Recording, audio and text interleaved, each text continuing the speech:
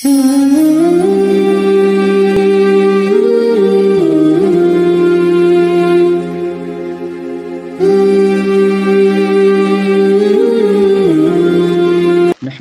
ونصلي على رسوله الكريم أما بعد فاعوذ بالله من الشيطان الرجيم بسم الله الرحمن الرحيم لو أنزلنا هذا القرآن على جبل لرأيته خاشعا متصدعا من خشية الله وتلك الأمثال نضربها للناس لعلهم يتفكرون وقال إن هذا القرآن يهدي للتي هي أقوم ويبشر المؤمنين الذين يعملون الصالحات أن لهم أجرا حسنا وقال يا أيها الذين آمنوا ادخلوا في السلم كافة ولا تتبعوا خطوات الشيطان إنه لكم عدو مبين وقال النبي صلى الله عليه وسلم من رأى منكم منكرا فليغيره بيده فإن لم يستطع بلسانه فإن لم يستطع فبقلبه وقال كلكم راع وكلكم مسؤول عن رعيته أو كما قال عليه الصلاة والتسليم صدق الله مولانا العظيم۔ محترم مکرم سامعین کرام، السلام علیکم ورحمۃ اللہ وبرکاتہ۔ اللہ تعالیٰ کا بے انتہا کرم احسان ہوا کہ اللہ تعالیٰ نے ہمیں ایمان والے گھروں میں ایمان کے ساتھ پیدا کیا۔ مزید اللہ تبارک و تعالیٰ کا کرم احسان ہوا کہ اللہ تعالیٰ نے اس پرفتن دور میں مسجد میں حاضری کا موقع عنایت فرمایا۔ اللہ تعالی ہمارا یہاں آنا، کہنا، سننا، نماز ادا کرنا قبول فرمائے، دنیا کے اندر ہدایت، آخرت کے اندر نجات کا ذریعہ بنائے۔ سامعین کرام، اللہ تعالی قرآن مقدس میں فرماتے ہیں ان ھذا القرآن یہدی للتی ہی اقوم۔ یہ جو قرآن کریم ہے بے شک یہ تمہارے لیے زندگی گزارنے کا سب سے بہترین سیدھا اور مضبوط راستہ ہے۔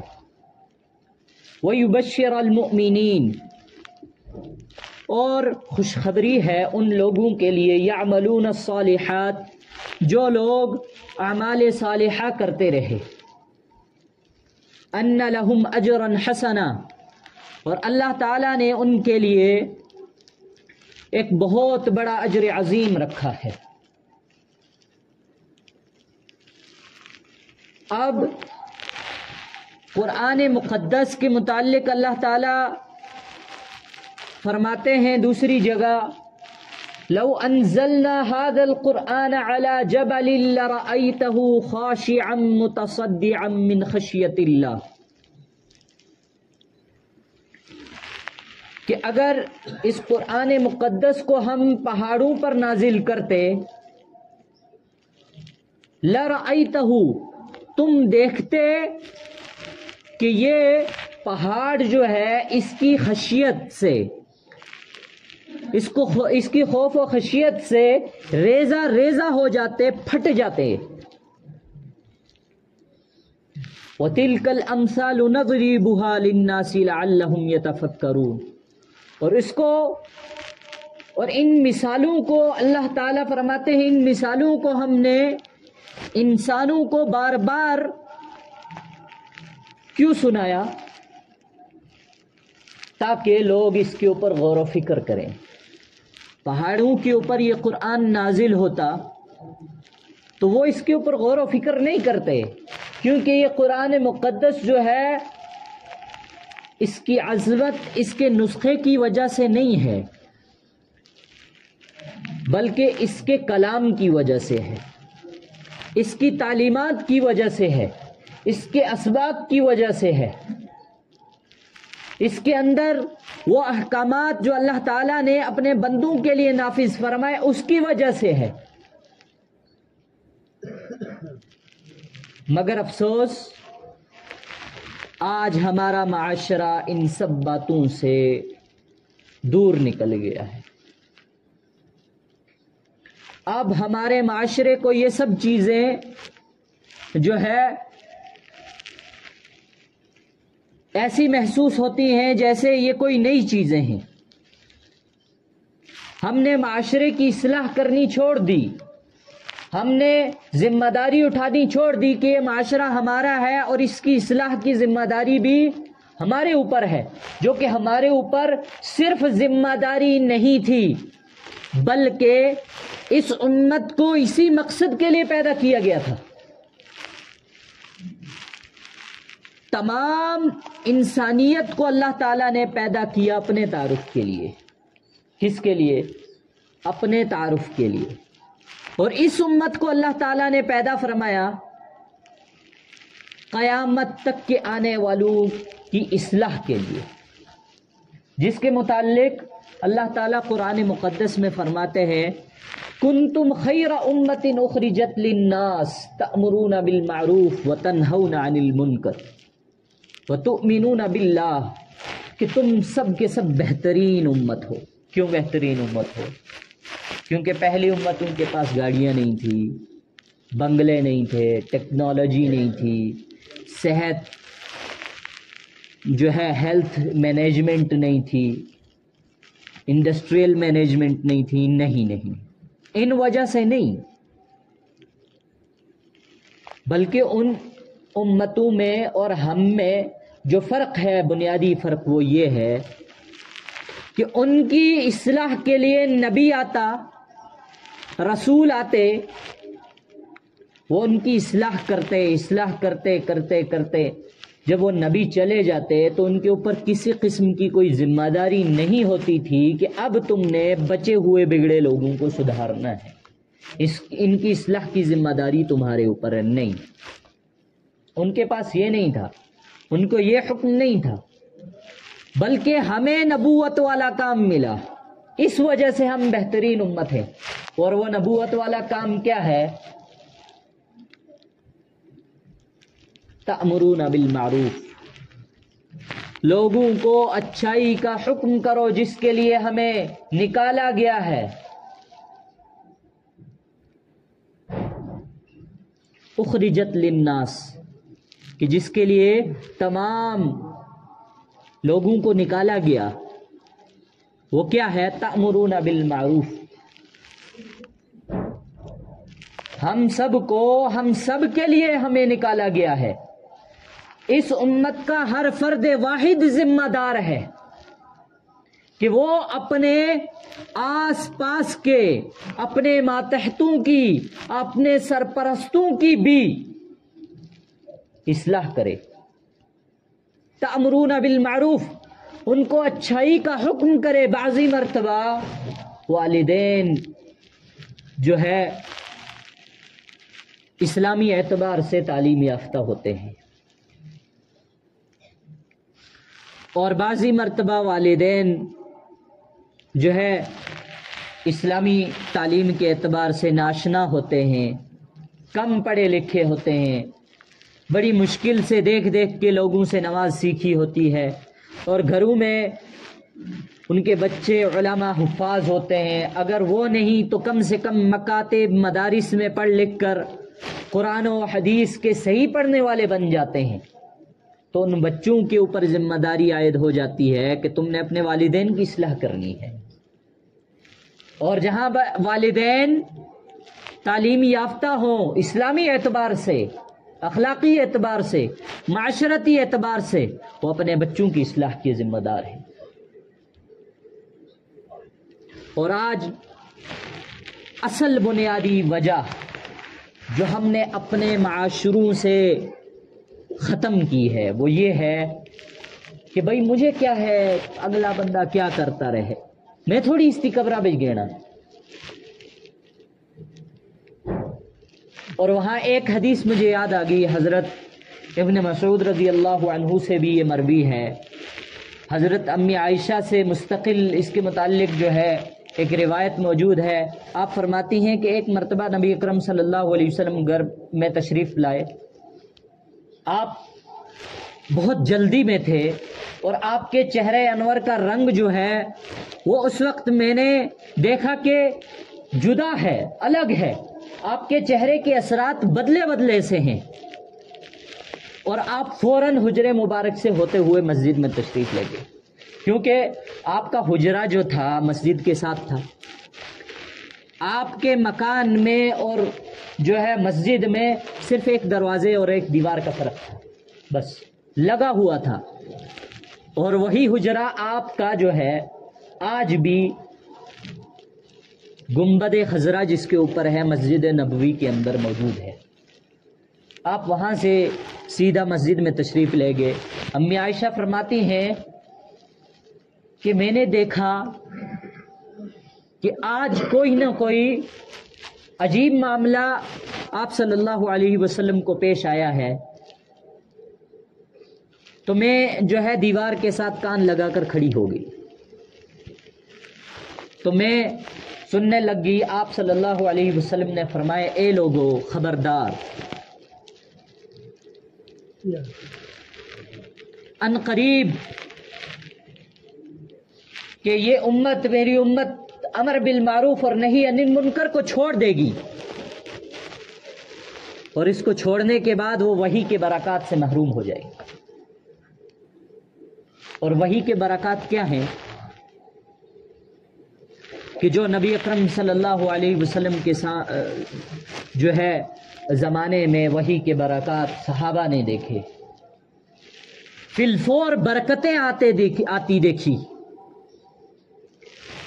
احد کے میدان میں، بدر کے میدان میں، اور بہت ساری ایسے غزوات ہوئے جن موقعوں پر آپ نے وہ برکات بہت جو ہے نمایاں دیکھے کہ ان سب برکات سے محروم ہو جائے گی۔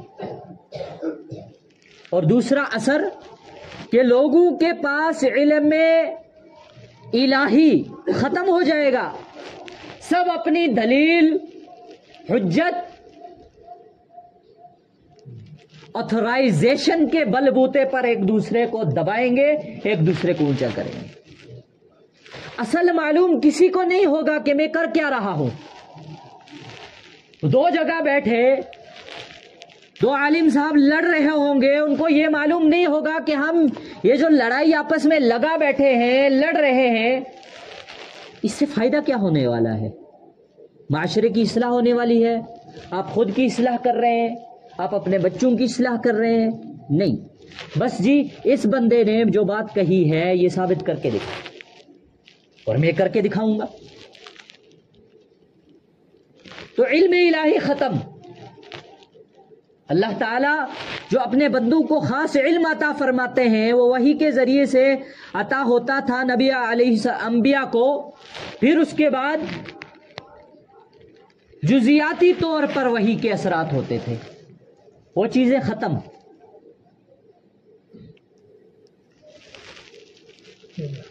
رٹی پٹی تقریریں، رٹے پٹے الفاظ، اس کے اندر میں خود موجود ہوں، میں خود اس کے اندر ملوث ہوں، کوئی اپنی طرف نہ لے لے۔ تو یہ سب چیزیں تب ہوں گی جب اللہ کے نبی صلی اللہ علیہ وسلم نے فرمایا جب لوگ امر بالمعروف نہی عن المنکر کو چھوڑ بیٹھیں گے، لوگوں کو اچھائی کا حکم کرنا چھوڑ بیٹھیں گے، کوئی برائی کرتا دیکھے تو کنارہ کش ہو کر نکل لیں گے کہ اپنے جیب پلو بچاؤ، بس ہمیں کیا ہے۔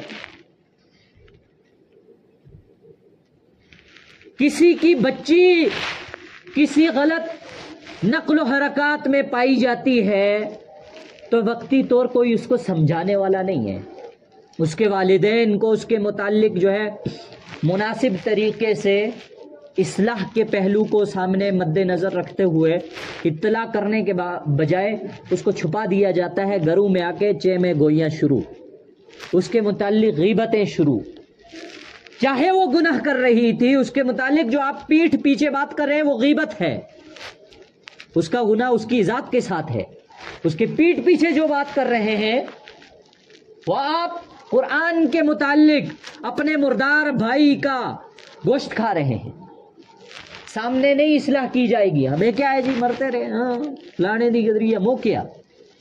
وہی بچی کا معاملہ یہ ہوتا ہے کہ کل آپ کا بچہ اسی بچی کے ساتھ جو ہے کسی معاملے میں پھنس جاتا ہے، پھر کیا ہوتا ہے؟ پھر اس بچی کے اوپر اچھالی جاتی ہیں اس کی عزتیں، اس کی عزتوں کو پھر اچھالا جاتا ہے، ہاں جی کل تک فلانے نالا سی، پرسوں تک فلانے نالا سی، پر اصلاح نہیں کی گئی جو کہ اصل حق تھا اس کا۔ وقتی طور اگر غلط کرتے دیکھا گیا تھا تو اس کو وقتی طور سمجھایا جاتا کہ بیٹا یہ بات غلط ہے، بچہ ہو یا بچی ہو، یہ امر بالمعروف ہے، نہی عن المنکر ہے، کیا کہ کوئی برا کرے، سگریٹ پیتے دیکھیں کسی کو، جوا کھیلتے دیکھیں کسی کو، شراب نوشی کی حالت میں دیکھیں کسی کو، تو اس کو اپنی زبان سے سختی سے سمجھائیں، اس کو پکڑ کے جھنجھوڑیں کہ بھائی تجھے یاد نہیں ہے کہ تجھے ایک دن مرنا ہے، قبر میں جانا ہے۔ اور اسی حدیث کی جو ہے اتصال میں متصلاً یہ حدیث ہے، من رأى منکم منکرا فلیغیرہ بیدہ فإن لم یستطع فبلسانہ فإن لم یستطع فبقلبہ۔ جب تم اپنی آنکھوں سے کسی گناہ کو ہوتے ہوئے دیکھو تو اس کو اپنے ہاتھ سے روکو، فإن لم یستطع، اگر تمہیں اتنی استطاعت نہیں ہے، اتنا ایمان مضبوط نہیں ہے تو تم اس کو اپنی زبان سے سمجھاؤ، فإن لم یستطع، اگر تم میں اتنی استطاعت بھی نہیں ہے، فبقلبہ، پس اس کو اپنے دل سے برا جانو۔ اور دل سے برا جاننے کا مطلب یہ نہیں ہے کہ ایک بندے کو برا کرتے ہوئے دیکھے اور شام کو اسی کے ساتھ بیٹھ گئے، نہیں، بلکہ دل سے برا جاننے کے بعد اس سے مستقل جو ہے، جب تک وہ اس گناہ کا عادی ہے اس سے دور رہے، اس کو احساس دلائیں کہ تمہارے اس گناہ کی وجہ سے میں تم سے دور ہو رہا۔ فرمایا آگے کیا؟ وَذَلِكَ ضَعْفُ الْإِيمَانِ، اور یہ ایمان کا سب سے ضعیف تر درجہ ہے، اس کے بعد ایمان کا کوئی درجہ نہیں ہے۔ تو امی عائشہ فرماتی ہیں کہ اللہ کے نبی صلی اللہ علیہ وسلم نے فرمایا ان قریب میری امت امر بالمعروف نہی عن المنکر کو چھوڑ بیٹھے کہ وہی کے برکات سے محروم ہو جائے گی۔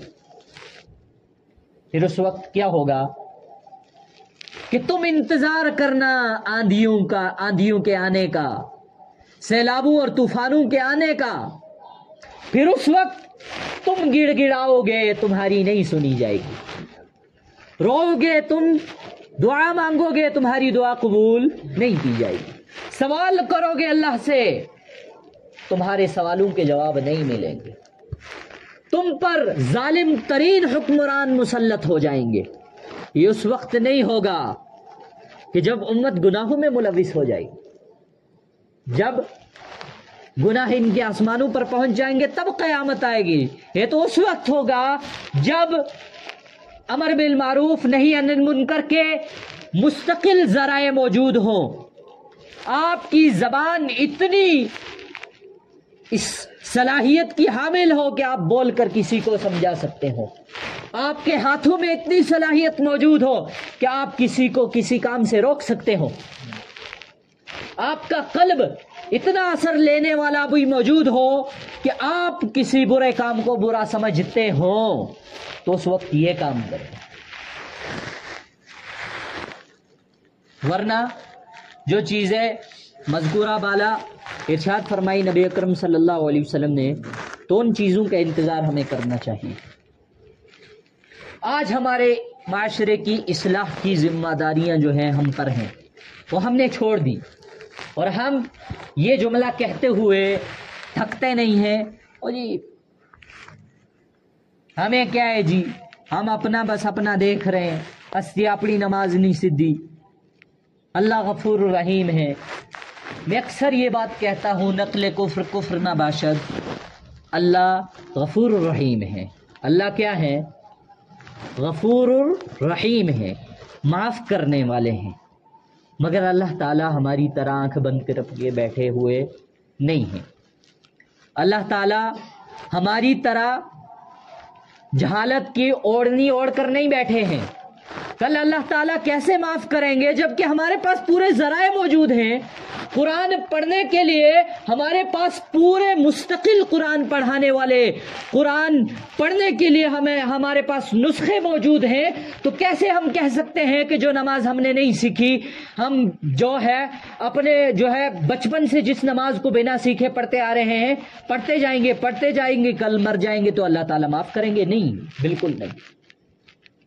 آپ غلط فہمی کے شکار ہیں۔ اگر کسی مولوی صاحب نے آپ کو یہ کان میں کانا پھوسی کر کے بیٹھے ہوئے ہیں کہ آپ غفور رحیم، اللہ معاف کرنے والے ہیں، تو ان مولوی صاحب سے کہیں کہ اس کے متعلق کہاں حدیث ہے، کہاں قرآن کی آیت ہے کہ اللہ تعالیٰ بنا سیکھے ہمیں معاف کر دیں گے؟ جبکہ قرآن موجود ہے، حدیث موجود ہے، پڑھانے والے موجود ہیں، پڑھنے والے موجود ہیں۔ آپ اگر پڑھانے والے آپ میسر نہیں ہیں، آپ کے پاس نسخے میسر نہیں ہیں، تو آپ کے جیب میں یہ جو سمارٹ فون ہے نا، اس کو سمارٹ فون کہا کیوں جاتا ہے؟ آپ کو معلوم ہے؟ اس کو سمارٹ فون اس لیے نہیں کہا جاتا ہے بڑا لمبا چوڑا ہے، اسکرین ٹچ دیا ہوا ہے، نہیں، کیونکہ یہ آپ کے کاموں کو بہت آسان کر دیتا ہے۔ آپ بڑی آسانی سے جس گوگل پر آپ آج کی ووٹنگ کے رزلٹ سرچ کرنے میں لگے ہوئے ہیں، جس گوگل سے آپ آج کے دن کا موسمیاتی تفصیلات جاننے میں لگے ہوئے ہیں، وہیں سرچ کریں کہ قرآن کی تلاوت ہم نے سننی ہے، تو آپ کو قرآن کی آیت مع ترجمے کے ساتھ ہندی، انگلش، اردو سب آ جائے گی۔ کل اللہ تعالیٰ یہ حجت بھی آپ کے سامنے رکھ سکتے ہیں، رکھیں گے یقیناً۔ بھائی تم ہر کام اس سے کر سکتے تھے، تو صرف اسلام کے متعلق تمہیں یہ منع کر رہا تھا۔ اسی لیے بعض لوگ اس غفلت میں بھی ہیں، جی اس پہ قرآن سننا جائز نہیں۔ بھائی یہ فتویٰ آج سے 50 سال پہلے کا ہے۔ جب اسمارٹ فون نہیں تھا تب ملٹی میڈیا فون تھا۔ ملٹی میڈیا اور اسمارٹ فون کے درمیان جو فرق ہے وہ برابر زمین اور آسمان کا فرق ہے۔ یہ اس زمانے کا تھا یہ فتویٰ، ہاں یہ اس زمانے کا فتویٰ تھا کہ آپ مسجد میں موبائل جیب میں لے کر نہیں آ سکتے۔ کیوں؟